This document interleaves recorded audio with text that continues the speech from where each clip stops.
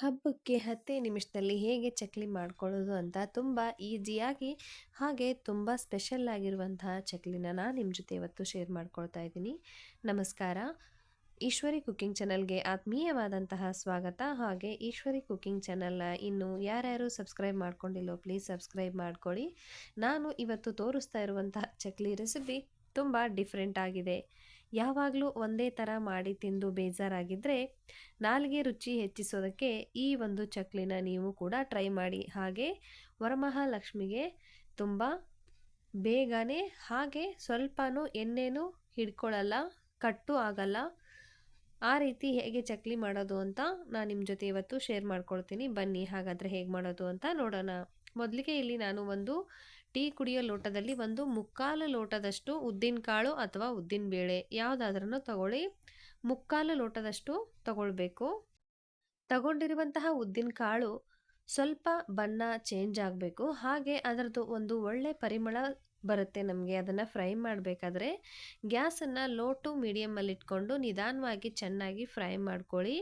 ಸ್ವಲ್ಪ colour change ಆಗಬೇಕು. ಹಾಗೆ ಅದರದ್ದು ಒಂದು ಆರೋಮ ಕೂಡ ನಿಮಗೆ ಸಿಗುತ್ತೆ ನೋಡಿ. ಸ್ವಲ್ಪ ಇಷ್ಟು ಕಲರ್ ಚೇಂಜ್ ಆದರೆ ಸಾಕು. ಇವಾಗ ಈ ಉದ್ದಿನಬೇಳೆ ನಮಗೆ ಫ್ರೈ ಆಗಿದೆ.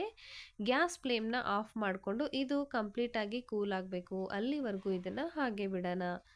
ಒಂದು ಪ್ಲೇಟ್ಗೆ ಇದನ್ನು ಟ್ರಾನ್ಸ್ಫರ್ ಮಾಡ್ಕೊಳ್ಳೋಣ. ಇವಾಗ ಗ್ಯಾಸನ್ನು ನಾನು ಆಫ್ ಮಾಡಿದ್ದೀನಿ. ಇದು ಪೂರ್ತಿಯಾಗಿ ಆರಬೇಕು. ಅದಕ್ಕೆ ಒಂದು ತಟ್ಟೆಗೆ ಇದನ್ನು ಸರ್ವ್ ಮಾಡಿಬಿಟ್ಟು ಹಾಗೆ ಇಡ್ತಾ ಇದ್ದೀನಿ. ನಾನಿವತ್ತು ಕೋಕೋನಟನ್ನು ಬಳಸ್ಕೊಂಡು ಚಕ್ಲಿನ ಮಾಡ್ತಾ ಇದ್ದೀನಿ. ಇದು ಅರ್ಧ ತೆಂಗಿನಕಾಯಿ ಇದೆ. ಇದು ಫ್ರೆಶ್ ಆಗಿರುವಂತಹದ್ದು. ಬನ್ನಿ ಹಾಗಾದರೆ ಇವಾಗ ಆವಾಗಲೇ ನಾವು ಫ್ರೈ ಮಾಡಿ ಇಟ್ಕೊಂಡಿರುವಂತಹ ಉದ್ದಿನಬೇಳೆ ಪೂರ್ತಿಯಾಗಿ ತಣ್ಣಗಾಗಿದೆ. ಇವಾಗ ಇದನ್ನು ಮಿಕ್ಸಿ ಜಾರ್ಗೆ ಸೇರಿಸ್ಕೊಳ್ತಾ ಇದ್ದೀನಿ. ಅದೇ ಲೋಟದಲ್ಲಿ ಅರ್ಧ ಲೋಟದಷ್ಟು ಹುರಿಗಡಲೆಯನ್ನು ಕೂಡ ಹಾಕ್ಕೊಳ್ತಾ ಇದ್ದೀನಿ. ಇವಾಗ ಇದನ್ನು ಪೂರ್ತಿ ಫೈನ್ ಪೇಸ್ಟಾಗಿ ರೆಡಿ ಮಾಡ್ಕೊಂಡು ಬರೋಣ. ಇದರಲ್ಲಿ ಸ್ವಲ್ಪ ದಪ್ಪ ಆಗಿರೋ ಅಂಥ ಅಂಶ ಇರುತ್ತೆ ಅನ್ನೋ ಕಾರಣಕ್ಕೆ ಜರಡಿ ಮಾಡ್ಕೊಳ್ತಾ ಇದ್ದೀನಿ. ಜರಡಿ ಮಾಡಿಬಿಟ್ಟು ಚಕ್ಲಿನ ಸಿದ್ಧಪಡಿಸ್ಕೊಳ್ತೀನಿ. ನೋಡಿ ಜರಡಿ ಮಾಡಿದ್ದೀನಿ. ತುಂಬ ಏನು ಬಂದಿಲ್ಲ, ಸ್ವಲ್ಪ ಬಂದಿರೋದು. ಆವಾಗಲೇ ತೋರಿಸಿದ್ನಲ್ಲ ಅದೇ ಲೋಟದಲ್ಲಿ 4 ಲೋಟದಷ್ಟು ಅಕ್ಕಿ ಹಿಟ್ಟನ್ನು ಇದಕ್ಕೆ ಸೇರಿಸ್ಕೊಳ್ಬೇಕಾಗುತ್ತೆ. ಅರ್ಧ ಲೋಟ ಹುರಿಗಡಲೆ, ಮುಕ್ಕಾಲು ಲೋಟ ಉದ್ದಿನಕಾಳು, ಹಾಗೆ 4 ಲೋಟದಷ್ಟು ಅಕ್ಕಿ ಹಿಟ್ಟು, 2 ಸ್ಪೂನ್ನಷ್ಟು ಎಳ್ಳನ್ನು ಸೇರಿಸ್ಕೊಂಡಿದ್ದೀನಿ. ಆನಂತರ ಒಂದು ಸ್ವಲ್ಪ ಅಜ್ವೈನು ಅಥವಾ ಓಂಕಾಳು ಇದನ್ನು ಸ್ವಲ್ಪ ಕೈಯಿಂದ ಈ ರೀತಿ ಉಜ್ಜಿಬಿಟ್ಟು ಹಾಕ್ಕೊಳ್ತಾ ಇದ್ದೀನಿ. ಎಳ್ಳು ನಿಮ್ಮ ಹತ್ರ ಬಿಳಿ ಎಳ್ಳಿಲ್ಲ ಅಂದರೆ ಕರಿ ಎಳ್ಳನ್ನು ಕೂಡ ಸೇರಿಸ್ಕೊಳ್ಬಹುದು. ರುಚಿಗೆ ತಕ್ಕಷ್ಟು ಉಪ್ಪನ್ನು ಹಾಕಿ ಇದನ್ನು ಚೆನ್ನಾಗಿ ಕಲಿಸ್ಕೊಳ್ಬೇಕಾಗತ್ತೆ. ಮೊದಲಿಗೆ ಇದನ್ನು ಡ್ರೈ ಮಿಕ್ಸ್ ಮಾಡಿಬಿಟ್ಟೆ ಕಲಿಸ್ಕೊಳ್ಳಿ. ಇವಾಗ ಇದಕ್ಕೆ ಎಣ್ಣೆ, ಬೆಣ್ಣೆ, ತುಪ್ಪ ಯಾವುದಿದ್ರೂ ಬರುತ್ತೆ. ನಾನಿಲ್ಲಿ ತುಪ್ಪನ ಬಳಸ್ಕೊಳ್ತಾ ಇದ್ದೀನಿ. ಒಂದು 3 ಟೇಬಲ್ ಸ್ಪೂನ್ನಷ್ಟು ತುಪ್ಪನ, ಬಿಸಿ ಮಾಡಿರುವಂತಹ ತುಪ್ಪನ ಹಾಕ್ತಾ ಇದ್ದೀನಿ. ಸ್ವಲ್ಪ ಲೈಟಾಗಿ ಬಿಸಿ ಇದ್ದರೆ ಸಾಕು. ನಿಮ್ಮ ಹತ್ರ ಬೆಣ್ಣೆ, ತುಪ್ಪ ಇಲ್ಲ ಅಂತಂದರೆ ಎಣ್ಣೆನೂ ಕೂಡ ಇದಕ್ಕೆ ಕಾಯಿಸ್ಬಿಟ್ಟು ಹಾಕ್ಕೊಳ್ಬಹುದು. ಇವಾಗ ಇದನ್ನು ಚೆನ್ನಾಗಿ ಈ ಥರ ಕೈಯಿಂದ ಕಲಸಿದ ನಂತರ ಕೈಯಲ್ಲಿ ಈ ಥರ ಮುಷ್ಟೆ ಮಾಡಿದ್ರೆ ಉಂಡೆ ಥರ ಆಗಬೇಕು. ಆ ಥರ ಆಯಿತು ಅಂದರೆ ಚಕ್ಲಿಗೆ ಹಿಟ್ಟು ಸಿದ್ಧ ಆಗಿದೆ ಅಂತ ಅರ್ಥ. ಇವಾಗ ಆವಾಗಲೇ ತೋರಿಸಿರುವಂತಹ ತೆಂಗಿನಕಾಯಿನ ಪೀಸ್ ಮಾಡಿಕೊಂಡು ನಾನು ತೋರಿಸಿರುವಂತಹ ಲೋಟದಲ್ಲಿ 2 ಲೋಟದಷ್ಟು ಚಿಕ್ಕದಾಗಿ ಪೀಸ್ ಮಾಡಿ ಇಟ್ಕೊಂಡಿರುವಂತಹ ತೆಂಗಿನಕಾಯಿ ತುರಿನ ಮಿಕ್ಸಿ ಜಾರ್ಗೆ ಹಾಕ್ಕೊಂಡು ಅದಕ್ಕೆ 1 ಲೋಟ ನೀರನ್ನು ಸೇರಿಸ್ತಾ ಇದ್ದೀನಿ. ಇದನ್ನು ಪೂರ್ತಿ ಫೈನಾಗಿ ಗ್ರೈಂಡ್ ಮಾಡ್ಕೊಂಡು ಬರೋಣ. ನೋಡಿ ಈ ಥರ ಇದು ಪೇಸ್ಟ್ ರೆಡಿಯಾಗಿದೆ. ಇವಾಗ ಇದೇ ಮಿಕ್ಸಿ ಜಾರ್ಗೆ ಮತ್ತೆ 1 ಲೋಟದಷ್ಟು ನೀರನ್ನು ಹಾಕ್ಕೊಳ್ತಾ ಇದ್ದೀನಿ.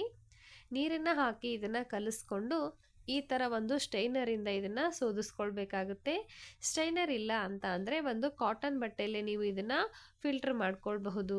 ಪೂರ್ತಿಯಾಗಿ ಫಿಲ್ಟರ್ ಮಾಡ್ಕೊಳ್ಳಿ. ನಾನು ಟೋಟಲಾಗಿ ಈ ತೆಂಗಿನಕಾಯಿ ನೀರು ತೆಗಿಲಿಕ್ಕೆ ಒಂದು 2 ರಿಂದ 2.5 ಕಪ್ಪಿನಷ್ಟು ನೀರನ್ನು ಬಳಸ್ಕೊಂಡಿದ್ದೀನಿ. ನೋಡಿ ಈ ಥರ ಚೆನ್ನಾಗಿ ಒಂದು ಸ್ಪೂನಿನ ಸಹಾಯದಿಂದ ಇದನ್ನು ನೀರು ಪೂರ್ತಿ ಕಂಪ್ಲೀಟಾಗಿ ತಗೊಳ್ಬೇಕಾಗುತ್ತೆ. ಇವಾಗ ಇದು ಒಣಗಿರೋದು ಹಾಗೆ ರೋಸ್ಟ್ ಮಾಡಿದ್ರೆ ಡ್ರೈ ಕೋಕೋನಟ್ ಪೌಡ್ರ್ ಆಗುತ್ತೆ. ಇಲ್ಲ ಅಂದರೆ ನೀವು ಇದನ್ನು ಚಟ್ನಿಗೂ ಕೂಡ ಬಳಸ್ಕೊಳ್ಬಹುದು. ಇವಾಗ ನಮಗೆ ತೆಂಗಿನಕಾಯಿ ಹಾಲು ಸಿದ್ಧ ಆಗಿದೆ. ಇವಾಗ ಇದನ್ನು ನಾವು ಚಕ್ಲಿ ಮಾಡ್ಕೊಳ್ಳಿಕ್ಕೆ ಬಳಸ್ಕೊಳ್ಬೇಕಾಗುತ್ತೆ. ಬನ್ನಿ ಹಾಗಾದರೆ ಹೇಗೆ ಅದನ್ನು ಬಳಸ್ಕೊಳ್ಳೋದು ಅಂತ ನೋಡೋಣ. ಇವಾಗ ಗ್ಯಾಸ್ ಸ್ಟವ್ ಮೇಲೆ ಆವಾಗಲೇ ತಗೊಂಡಿರುವಂತಹ ತೆಂಗಿನಕಾಯಿ ಹಾಲನ್ನು ಬಿಸಿ ಮಾಡಲಿಕ್ಕೆ ಇಟ್ಟಿದ್ದೀನಿ. ತುಂಬ ಜಾಸ್ತಿ ಬಿಸಿ ಬೇಡ. ಈ ಥರ ನಾವು ಕೈಯಲ್ಲಿ ಒಂದು ಬೆರಳನ್ನು ಇಟ್ಬಿಟ್ಟು ನೋಡಿದ್ರೆ ಸ್ವಲ್ಪ ಬಿಸಿ ಆದರೆ ಸಾಕು. ತುಂಬ ಬಿಸಿನೂ ಬೇಡ, ಲೈಟಾಗಿ ಬಿಸಿ ಆದರೆ ಸಾಕು.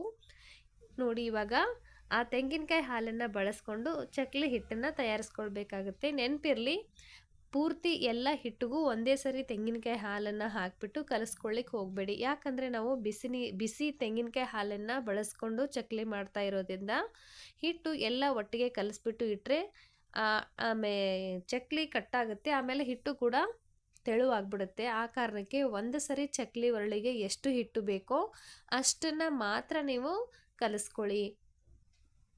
ಇದು ಚಕ್ಲಿ ಮಾಡೋಕ್ಕೆ ಒಂದು ಟಿಪ್ಸ್ ಅಂತ ಹೇಳಿದ್ರು ತಪ್ಪಾಗಲಿಕ್ಕಿಲ್ಲ. ಅದರಲ್ಲಿ ಬಿಗಿನರ್ಸ್ ಆಗಿದ್ದರೆ ಈ ಟಿಪ್ಸು ತುಂಬ ಹೆಲ್ಪ್ಫುಲ್ ಆಗುತ್ತೆ. ನೋಡಿ, ಈ ಥರ ಪ್ರೆಸ್ ಮಾಡಿದ್ರೆ ಕೈ ಹಾಗೆ ಬೆರಳು ಒಳಗಡೆ ಹೋಗಬೇಕು. ಇವಾಗ ಚಕ್ಲಿ ಒರಳಿಗೆ ಸ್ವಲ್ಪ ಎಣ್ಣೆನ ಅಪ್ಲೈ ಮಾಡ್ಕೊಳ್ತಾ ಇದ್ದೀನಿ. ಪೂರ್ತಿಯಾಗಿ ಚಕ್ಲಿ ಒರಳಿಗೆ ಹಾಗೆ ಚಕ್ಲಿ ಪ್ಲೇಟಿಗೂ ಕೂಡ ಎಣ್ಣೆನ ಅಪ್ಲೈ ಮಾಡಿಕೊಂಡು ಹಿಟ್ಟು ರೆಡಿ ಮಾಡಿ ಇಟ್ಕೊಂಡಿದ್ನಲ್ಲ, ಅದು ಒಂದು ಸಾರಿಗೆ ಕರೆಕ್ಟಾಗಿ ಆಗುತ್ತೆ. ಅದನ್ನು ಚಕ್ಲಿ ಒರಳಿಗೆ ಸೇರಿಸ್ಕೊಂಡು ಲಾಕ್ ಮಾಡ್ತಾ ಇದ್ದೀನಿ. ನಂತರ ಈ ಥರ ಒಂದು ಕಾರ್ಡ್ ಸೀಟ್ ಮೇಲೆ ನಾನು ಚಕ್ಲಿ ಮಾಡಿ ತೋರಿಸ್ತಾ ಇದ್ದೀನಿ. ಯಾಕೆ ಅಂತ ನಿಮಗೆ ಪೂರ್ತಿ ವಿಡಿಯೋ ನೋಡಿ ಅರ್ಥ ಆಗುತ್ತೆ. ನೋಡಿ, ಸ್ವಲ್ಪನೂ ಕಟ್ಟಾಗಲ್ಲ.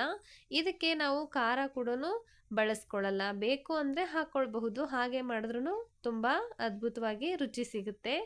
ನೋಡಿ, ಎಷ್ಟೊಂದು ಅದ್ಭುತವಾಗಿ ಚಕ್ಲಿ ನೋಡ್ತಾನೆ ರೆಡಿ ಆಗಿಬಿಡ್ತು. ಈ ಕಡೆ ಹಾಗೆ ನಾನು ಎಣ್ಣೆ ಬಿಸಿ ಮಾಡಲಿಕ್ಕೆ ಇಟ್ಕೊಂಡಿದ್ದೆ. ಎಣ್ಣೆ ಬಿಸಿ ಆಗಿದೆ ಇಲ್ಲೋ ಅನ್ನೋದಕ್ಕೆ ಸ್ವಲ್ಪ ಚಕ್ಲಿ ತುಂಡನ್ನು ಹಾಕ್ಕೊಂಡಿದ್ದೆ. ಎಣ್ಣೆ ಚೆನ್ನಾಗಿ ಬಿಸಿಯಾಗಿದೆ. ಮಾಡಿಟ್ಕೊಂಡಿರುವಂತಹ ಚಕ್ಲಿನ ಆ ಕಾರ್ಡ್ ಸೀಟ್ ಸಹಾಯದಿಂದ ಹಾಗೇನೆ ಎಣ್ಣೆಯಲ್ಲಿ ಈ ಥರ ಬಿಟ್ಬಿಡ್ಬೋದು. ಈ ಥರ ಹಾಕೋದ್ರಿಂದ ಚಕ್ಲಿ ನಾವು ಮಾಡಿಬಿಟ್ಟು ಎಣ್ಣೆಯಲ್ಲಿ ಹಾಕಬೇಕಾದ್ರೆ ಕಟ್ಟಾಗುತ್ತೆ ಅನ್ನೋವಂತಹ ಭಯ ಇಲ್ಲ. ಆರಾಮಾಗಿ ನೀವು ಹಾಕ್ಕೊಳ್ಬಹುದು. ನೋಡಿ, ನಾನು ಅದೇ ಥರನೇ ಪ್ರತಿಯೊಂದು ಚಕ್ಲಿನೂ ಕಾರ್ಡ್ ಸೀಟ್ ಮೇಲೆ ಮಾಡಿಬಿಟ್ಟು ಹಾಕ್ತಾ ಇದ್ದೀನಿ. ನಿಮಗೆ ಎಣ್ಣೆ ಸಿಡಿಯುತ್ತೆ, ಎಣ್ಣೆ ತಗಲುತ್ತೆ ಅನ್ನುವಂತಹ ಭಯ ಕೂಡ ಬೇಡ.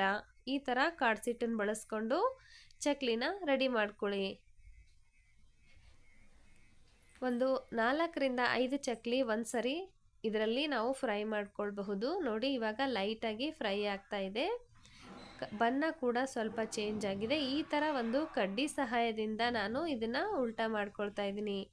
ಇದಕ್ಕೆ ಯಾವುದೇ ರೀತಿಯಾದಂತಹ ಬಜ್ಜಿ ಮಾಡಬೇಕಾದ್ರೆ, ಆಮೇಲೆ ಚಕ್ಲಿ ಮಾಡಬೇಕಾದ್ರೆ ಸ್ಪೂನನ್ನು ಯೂಸ್ ಮಾಡ್ತೀವಲ್ಲ, ಆ ಥರ ಸ್ಪೂನನ್ನು ನಾನು ಯೂಸ್ ಮಾಡೋದೇ ಇಲ್ಲ. ನೋಡಿ, ಈ ಥರ ಕಡ್ಡಿಯಿಂದನೇ ಆರಾಮಾಗಿ ಇದನ್ನು ತಿರುಗಿಸಿ ಮುರುಗಿಸಿ ಚೆನ್ನಾಗಿ ಮೇಲ್ಗಡೆ ಬರ್ತಾ ಇರುವಂತಹ ನೊರೆ ಎಲ್ಲ ಕಂಪ್ಲೀಟಾಗಿ ನಿಂತ್ಕೊಳ್ಬೇಕು. ಅಲ್ಲಿವರೆಗೂ ಚಕ್ಲಿನ ಗ್ಯಾಸ್ನ ಮೀಡಿಯಮ್ ಫ್ಲೇಮಲ್ಲೇ ಇಟ್ಕೊಂಡು ನಿಧಾನವಾಗಿಯೇ ಬೇಯಿಸ್ಕೊಳ್ಬೇಕು. ನೋಡಿ, ಗ್ಯಾಸ್ ಫ್ಲೇಮ್ನ ಹೈ ಮಾಡಿದ್ರೆ ಮೇಲ್ಗಡೆ ಬೆಂದಿರುತ್ತೆ, ಒಳಗಡೆ ಹಸಿ ಇರುತ್ತೆ. ಆ ಕಾರಣಕ್ಕೆ ಮೀಡಿಯಮಲ್ಲೇ ಇಟ್ಕೊಂಡು ನೀಟಾಗಿ ಬೇಯಿಸ್ಕೊಳ್ಳಿ. ನೋಡಿ, ಎಷ್ಟೊಂದು ಅದ್ಭುತವಾಗಿ ರುಚಿಕರವಾದಂತಹ ಚಕ್ಲಿ ನೋಡ್ತಾನೆ ಸಿದ್ಧ ಆಗಿದೆ. ಅದೇ ರೀತಿ ನಾನು ಇನ್ನೊಂದು ಸರಿ ಹೇಗೆ ಮಾಡ್ತಾ ಚಕ್ಲಿ ಮಾಡಿ ಹಾಕಿ ನಿಮಗೆ ತೋರಿಸ್ತಾ ಇದ್ದೀನಿ. ನಿಮ್ಮೆಲ್ಲರಿಗೂ ನಾನು ಈ ಚಕ್ಲಿ ಮಾಡುವಂತಹ ಮೆಥಡನ್ನು ತಿಳಿಸಿದ್ದೀನಲ್ಲ, ಇಷ್ಟ ಆಗಿದ್ದರೆ ದಯವಿಟ್ಟು ಲೈಕ್ ಮಾಡಿ, ಶೇರ್ ಮಾಡಿ, ಹಾಗೆ ಕಮೆಂಟ್ ಮಾಡಿ. ಇನ್ನೂ ನಿಮ್ಮ ಫ್ಯಾಮಿಲಿ ಫ್ರೆಂಡ್ಸ್ಗೆ ಶೇರ್ ಮಾಡಿಲ್ಲ ಅಂದರೆ ಪ್ಲೀಸ್ ಶೇರ್ ಮಾಡಿ. ಮತ್ತೊಂದು ಹೊಸ ರೆಸಿಪಿಗಳಿಗಾಗಿ ಈಶ್ವರಿ ಕುಕ್ಕಿಂಗ್ ಚಾನಲ್ನ ಸಬ್ಸ್ಕ್ರೈಬ್ ಮಾಡ್ಕೊಳ್ಳೋದನ್ನು ಯಾರೂ ಕೂಡ ಮರಿಬೇಡಿ. ನೋಡಿ, ಅದೇ ರೀತಿ ನಾನು ಮತ್ತೊಂದು ಸರಿ ಇದನ್ನು 4ರಿಂದ 5 ಚಕ್ಲಿ ಸಿದ್ಧ ಮಾಡಿ ಅದರೊಳಗಡೆ ಹಾಕಿ ಬೇಯಿಸ್ಕೊಳ್ತಾ ಇದ್ದೀನಿ. ಹೊಸಬ್ರಾದರೂ ಕೂಡ ನಾನು ಹೇಳಿರುವಂತಹ ಮೆಜರ್ಮೆಂಟನ್ನು ಕರೆಕ್ಟಾಗಿ ಫಾಲೋ ಮಾಡಿ ತುಂಬ ಅದ್ಭುತವಾಗಿ ಬರುತ್ತೆ. ಇದು ಎಣ್ಣೆಯಲ್ಲಿ ಫ್ರೈ ಮಾಡಿ ನಾವು ತೆಗಿಬೇಕಾದ್ರೆ ಎಣ್ಣೆ ಹಿಡಿದಿದೆ ಅನ್ನೋ ಥರ ಫೀಲ್ ಬರುತ್ತೆ. ಆದರೆ ಇದು ಸ್ವಲ್ಪನೂ ಎಣ್ಣೆ ಕೂಡ ಹಿಡ್ಕೊಳ್ಳಲ್ಲ, ಜಿಡ್ಡಾಗಲ್ಲ. ಮತ್ತು ಚಕ್ಲಿ ತಿನ್ನಬೇಕಾದ್ರೆ ತೆಂಗಿನಕಾಯಿ ಹಾಲು ಹಾಕಿ ಮಾಡಿರುವಂತಹ ಆರೋಮ ಕೂಡ ಹಾಗೆ ನಮಗೆ ಸಿಗುತ್ತೆ. ನೀವು ಕೂಡ ಇದನ್ನು ಒಂದ್ಸರಿ ಟ್ರೈ ಮಾಡಿ ನೀವೇ ಹೇಳ್ತೀರಾ ತುಂಬ ಅದ್ಭುತವಾಗಿದೆ, ಚೆನ್ನಾಗಿದೆ ಅಂತ. ನೋಡಿ, ಇದು ಕೂಡ ಇವಾಗ ಚಕ್ಲಿ ಸಿದ್ಧ ಆಗಿದೆ. ನೋಡಿ, ಎಷ್ಟೊಂದು ಗರಿಯಾಗಿ ಅದ್ಭುತವಾಗಿ ರುಚಿಕರವಾಗಿ ಚಕ್ಲಿ ಅಂತೂ ಸಿದ್ಧ ಆಗಿದೆ. ನೀವು ಕೂಡ ವರಮಹಾಲಕ್ಷ್ಮಿ ಹಬ್ಬಕ್ಕೆ ಚಕ್ಲಿನ ಸಿದ್ಧಪಡಿಸ್ಕೊಳ್ಳಿ, ಮಾಡ್ಕೊಳ್ಳಿ. ಹಾಗೆ ಎಲ್ಲರಿಗೂ ವರಮಹಾಲಕ್ಷ್ಮಿ ಹಬ್ಬದ ಆರ್ಥಿಕ ಶುಭಾಶಯಗಳು. ಹೇಗೆ ಬಂದಿದೆ ಅಂತ ಎಲ್ಲರೂ ಕೂಡ ಕಮೆಂಟ್ ಬಾಕ್ಸಲ್ಲಿ ತಿಳಿಸೋದನ್ನು ಮರಿಬೇಡಿ. ವಿಡಿಯೋ ನೋಡಿದ ಎಲ್ಲ ವೀಕ್ಷಕರಿಗೂ ಧನ್ಯವಾದಗಳು. Thank you for watching. Take care. Bye bye.